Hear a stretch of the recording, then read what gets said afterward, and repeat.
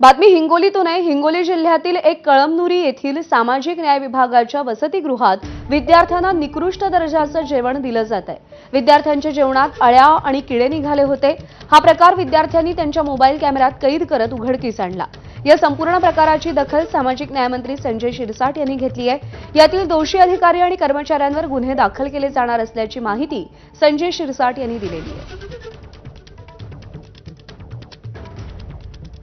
मूळ कॉन्ट्रॅक्टर जो आहे ना, तो आपला कॉन्ट्रॅक्ट सबलीट करण्याचे प्रकार अनेक ठिकाणी मला दिसून आलेले आहेत। म्हणून मी आत्ताच आमच्या आयुक्त मुंडे मॅडम यांना सूचना दिलेल्या आहेत।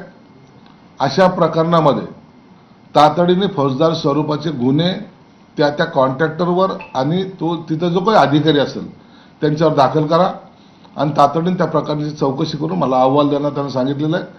कुणालाही माफी दिल्या जाणार नाही।